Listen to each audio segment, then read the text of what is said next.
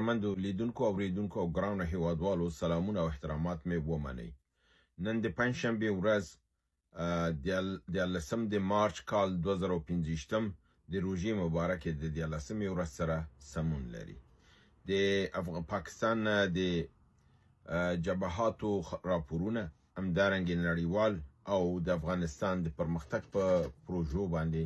تاسو سره ځینې خبرې شریکوم.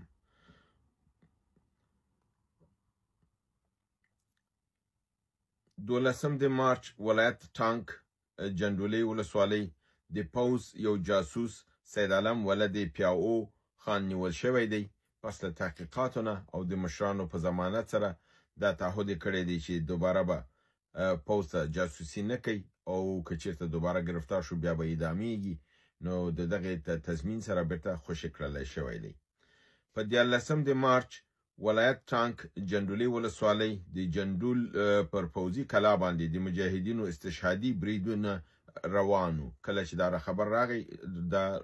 دغه بریدونه روانو. لومړی یو موټر بم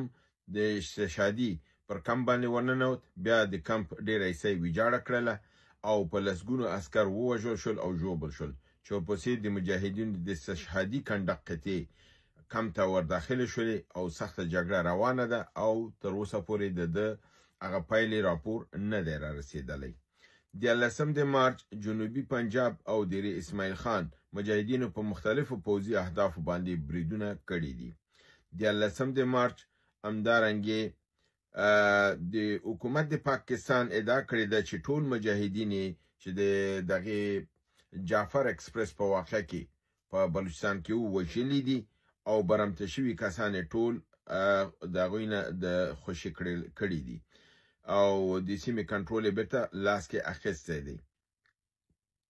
په عین حال کې پاکستان دا ادعا کړې ده چې دغه برید د افغانستان نه کنټرولېده او د دوی هغه استخباراتي معلومات دا ښیي چې د هغه چا چې دوی ته مشوره او هدایات ورکول د جنگ دا په مزار شریف په افغانستان کې ناست و او دوی دا هم ویلي دي چې کیدای شي دوی دا موضوع شورای امنیت ته ویسي او په د دې بابت کې د شورای امنیت د قطعنامې نه پس پاکستان کیدای شي په افغانستان باندې برید او ګواښ وکړي تر څو دغه ځایونه چې دوی ته معلوم دي دا د منځه یوسي. دغه خبرونه چې پاکستان ورکړي دي د کې ټول تایید شوي لا نه دي. تر اوسه پورې دا ویل کیږي چې یو سلطنه وسم د بلوڅو په اختیار کې دي. اما بل خبر دا وایي چې په حدود 150 پوځي عسکران وژل شوي دي او دغه مجاهدین هم په شهادت رسیدلي او په حدود هغه 350 کسان چې 1500 کسان ټول په دې ټرین کې وو هغه خوشي کړلی شوي دي. هغه ملکي کسان په خپله د مجاهدینو یا دغه ازادي بخونکو هم ورته څه نه وویل. هغې په خپله دا ډېرې خوشي کړي وو او لږې د په حساب دغه و. نو پاکستان حکومت دا وایي چې دوی هغې په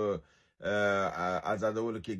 اقدام کړی. دا خبره غلطه ده مګر هم دوی د خپل د عسکرو لپاره هلته راغلي وو، فوجیانو لپاره چې هغه خوشي کړي او په دې کې مرګ ژوبله ډېره زیاته دغه شوې ده. ویل کېږي دوه خبر رابونه ما سره نن دغه و. یو خبر کې دا و چې اوس هم سلطنه د چې دی ژوندي دي او د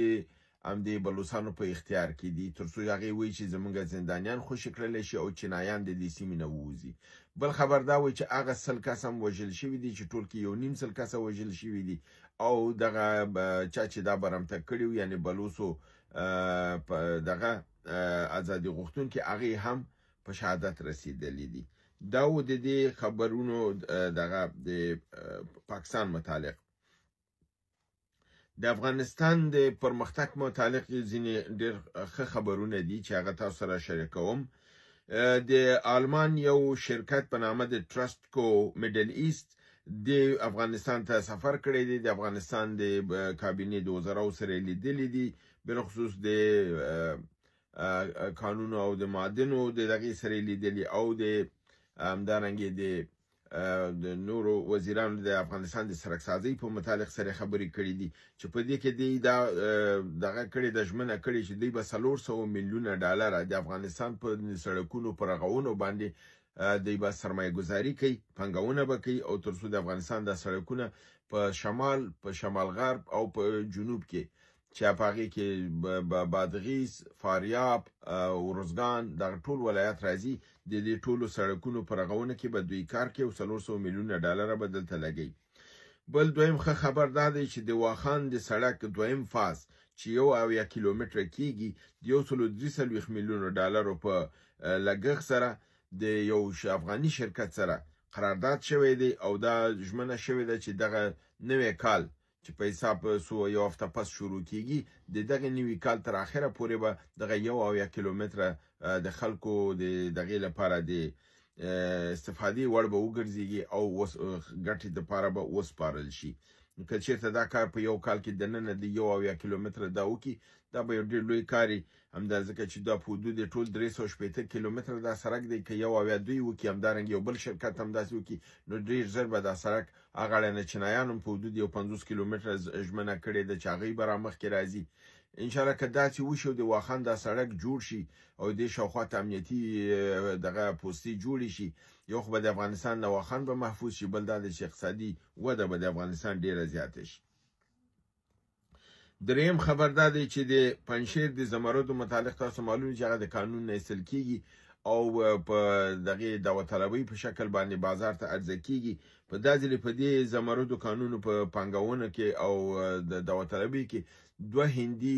تجارانو او شرکتونو ګډون کړی چې دوی په دې کې علاقه ښودلې ده او دوی غواړي چې په دې قانونو باندې پانګونه وکړي او په دې هکله خپله یو طرحه د پنجشیر ولایت مقام ته سپارلې ده چې دوی څنګه کولی شي دلته پانګونه وکړي او نور بهرني پانګوال هم دلته راوبلي تر څو یو خو د دې دغه شفافه او په درسته توګه باندې وشي، بل دا دی چې افغانستان ته هم د ګټه ورسیږي او په تخنیکي لحاظ سره دغه ځکه چې زموږ افغانان چې دی خو په هغه رسوماتي توګه باندې دا ذخایر راوباسي، په فني دغه وسایل دوی سره نشته. که چېرته نړیوال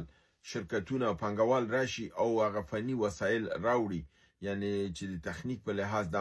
یو خو دا دی چې هغه زمرد به ډېر ښه راوځي، بل دا دی چې معدن به نه خرابېږي او بل دا دی چې ګټې ډېره زیاته ځکه د میده کله چې تاسو په نادرسته توګه معدن راوباسئ هغه میده کېږي، هغه قیمت چې د دې په هغه روغه حالت کې په میده کې نه وي دا بیا د میده قیرات په حساب خرڅېږي او که دا غټ روغ وي او د غټ قیرات په حساب وسوه نو قیمت کې ځمکې تر اسمان فرق راځي. یو روغ زمرد قیمت ډېر زیات دی نسبت د میده زمرد نه چې هغه په ډېر ارزانه خرڅېږي. نو دا به یو ډېره ښه خبره چې د پانګوالو سره دا وشي. بل خبر دا دی چې د قوشتېپې کانال د زرغونتیا لپاره 400 زره د سنځلو نیالګي د منطقې ته وړل شوي دي چې دا به غرس کېږي او انشاءالله دغه قوشتېپې شاوخوا به ټول د سنځلو د ونو دغه به یو خو به دی چې دا سیمه به پې زرغونه شي، بله به دی چې سنځلې پیداوار به شي، افغانستان لپاره به یو لوی عاید وکړي او د دې ګټه به افغانستان ته ورسېږي. په نړیوال خبرونو کې اول خبر دا دی چې د کاناډا نوی منتخب شوي نوی ټاکل شوي صدر اعظم هوډ کړی دی که چېرته د کاناډا خپلواکۍ ته ګواښ وشي، یعنی د امریکې ته اشاره کړې وه که امریکا دا دغه وکړي چې امریکې ویلي دا خاوره به د خپل یو 50م ایالت یې جوړوي، نو دوی ویلي چې د هر نوع جنګ ته د خپل د دفاع له به دوی حاضر او دوی خپل د خاورې نه به دفاع کوي چې علنا د یو جنګ اعلان دی. په عین حال کې کاناډا په سوریې باندې خپل د بندیزونو کمولو اعلان کړی دی، مالی مرستې اعلان ورسره کړی دی او د خپل د سفارت پرانیزل په افغانستان کې ادا کړي دي، کېدای شي ډېر ژر خپل سفیر افغانستان ته ورواستوي. همدارنګه د روسیې خپل شرطونه د امریکې ته د اوربند دغه د شورزني اوربند معاهدې په مقابل کې وړاندې کړي دي چې موږ که دا اوربند منو نو دغه زموږ شرطونه دي. په هغې شرطونه کې لومړنی شرط دا دی چې یوکراین به ناتو کې نه داخليږي. دویم شرط دا دی چې هغه سیمې چې دغې نیولې دي روسیې لکه لوهانسک او دانستک او ژاپروژیا او خرسان او کریمیا دا به بیرته نه ورکول کېږي، دا به روسیې سره پاتې کېږي، کریمیا به په رسمیت پیژندل کېږي. او بل دا دی چې د بهرنیو قواو ته په یوکراین کې به د داخلېدو اجازه نه ورکول کېږي. ډېر اساسي شرطونه دي او که دغه شرطونه یې دی بالکل ومنل شي او په ځای شي نو تاسو ته معلومه ده چې په دې صورت کې روسیه په حساب هر څه ګټي بایلونکي نه دي او څه نه بایلي. راځم په دغه کې یو خبر چې د غلامانو د خوا نه دی، هغه دا دی چې د جبهه مقاومت د سوشل میډیا د جبهه مقاومت ویاند نظری ویلی دی چې د بلوچو دغه عملیات چې په د بلوچستان کې کړي دي دا په کلکو ټکو غندي او دی دا ویلی چې دا تروریستي عملونه دغه د افغانستان نه کیږي او په حساب په دې حق لکه دوی د پاکستان سره ولاړ دي. غلامان دي، یو ځل بیا خپل غلامي ثابت کړله په وجه دي چې د لوی افغانستان او د افغانستان د سیمو د آزادولو لپاره د مجاهد هغه ازادي غوښتونکو ملاتړ وکړي، ځکه چې د خپل ازادي غوښتل او ازادي غواړي او د پاکستان څنګه دا غلامان د لپاره چې اوس پاکستان د شاته په پیسې ورکړي دی لګیا د پاکستان نه دفاع کوي او د پاکستان تر څنګ ودرېږي چې داسې اعمال د دوی هغه سیرم را برسره کوي او په ملت کې د دوی هغه ځای کوم چې دی هغه هم له منځه وړي او دوی به انشاءالله په افغانستان کې کوم ځای نه لري. هیله ده چې برنامه وګورئ، خوښه کړئ او دوستانو سره شریکه کړئ. تر بل برنامې تاسو په لوی رب العزت سپارم. وما علینا الا البلاغ.